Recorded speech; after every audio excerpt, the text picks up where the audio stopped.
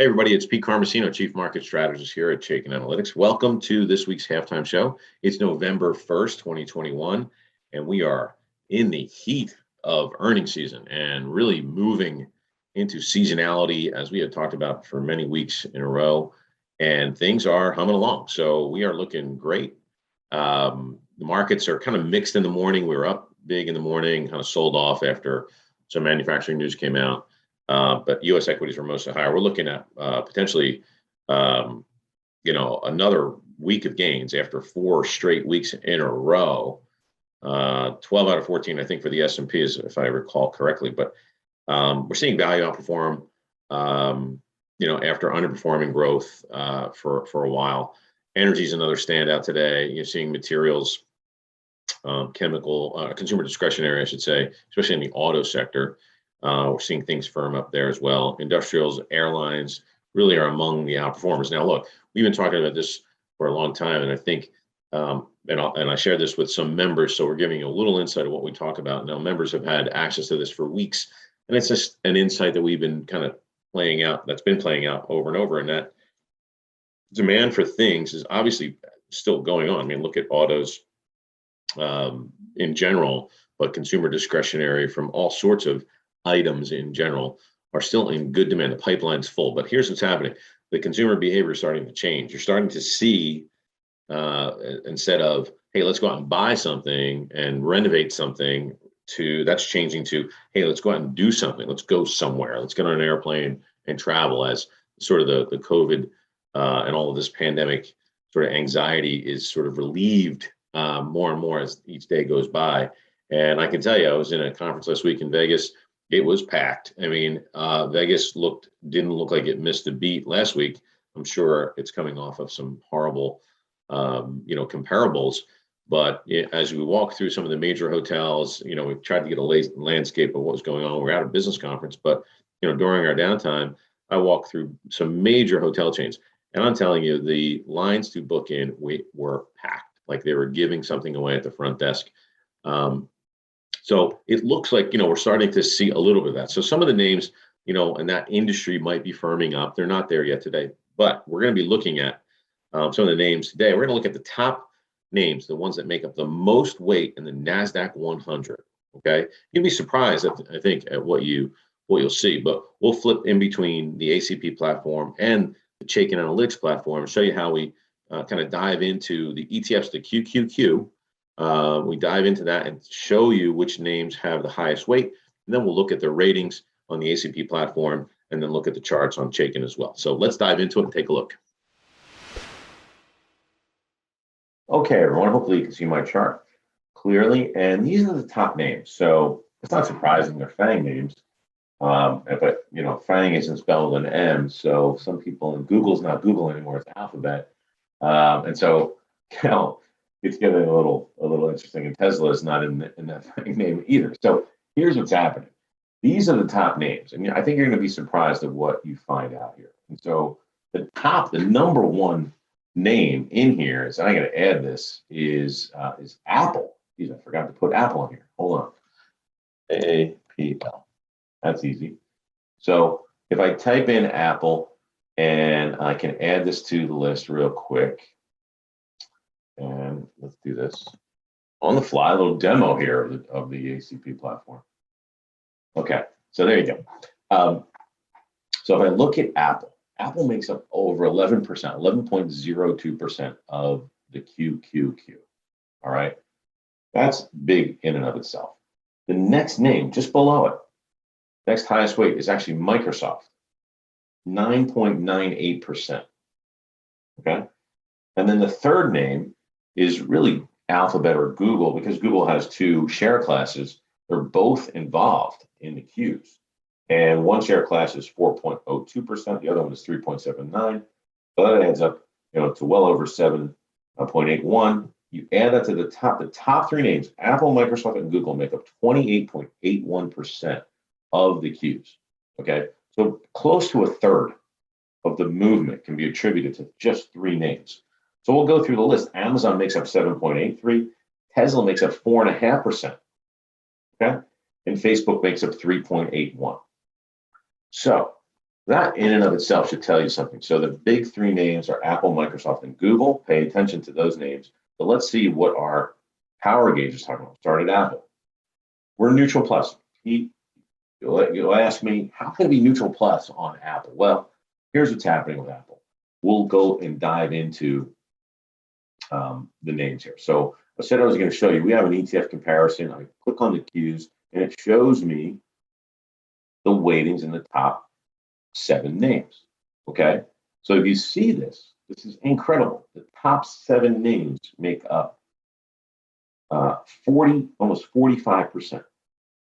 Okay, 44.98%. The rest make up 55. That's incredible. So these top 7 names are basically responsible for roughly half the move in the Qs. So if I want to go look at the name Apple, I just click on it pretty easily and go take a look. All right, and I'll pull up all the names in the Q here so you can see it. And when you look at Apple, obviously we've got a lot of names in the Qs, right? There's over roughly 100 names, and 27 of the names are bullish, where 15 are bearish, right? So if I just simply type in Apple real quick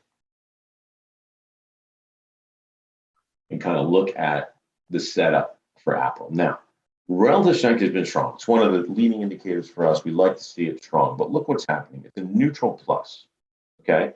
You see that by the yellow box with the green line on it, but it's much more discernible here on the ACP platform, neutral plus, okay? What does that mean, really?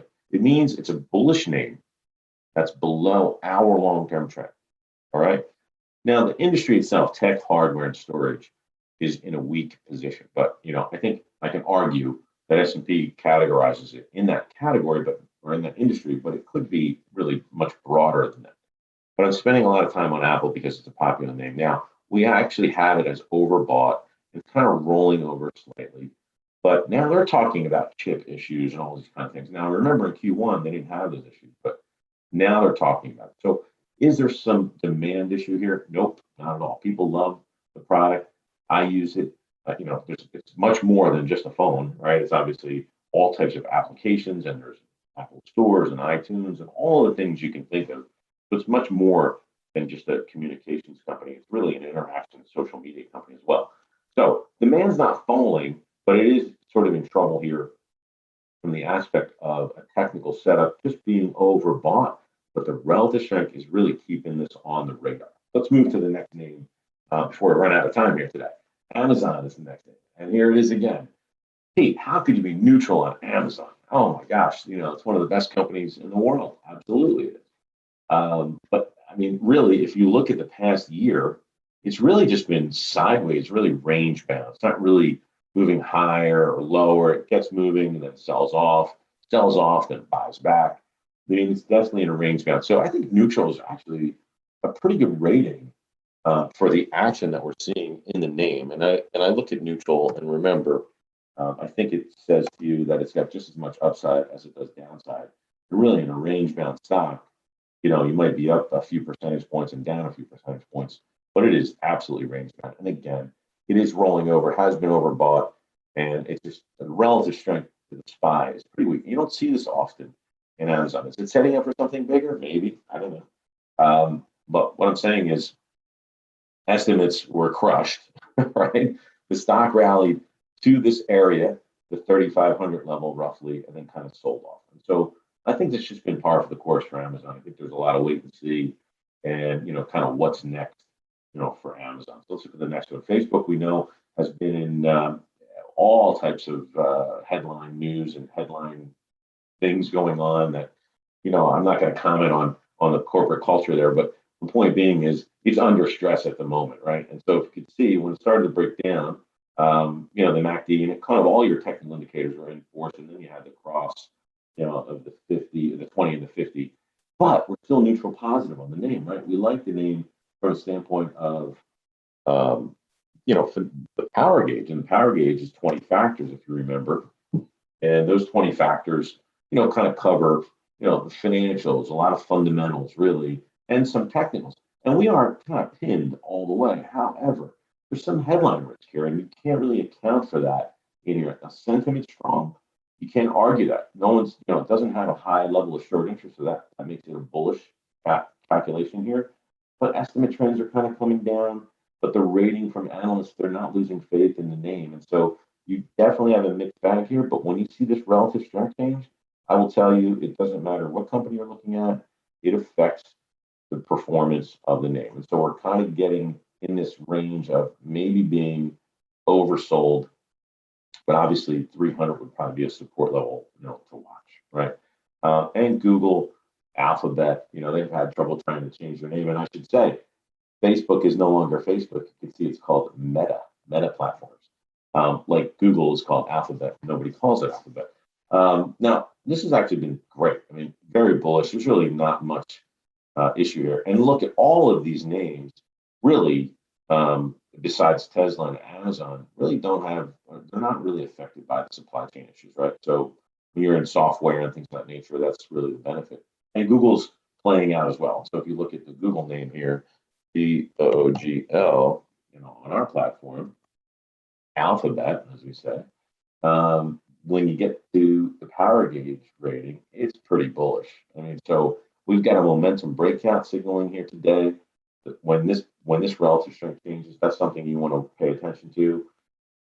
Whether you're using some indicators on ACP or if you have the Chaikin analytics system, you should definitely pay attention to it. But again, it's looked like it's oversold. It's starting to firm up. So we like the action here and continue to follow this closely. And the last two are Microsoft, which we know has been fantastic. I mean, it's been an incredible name.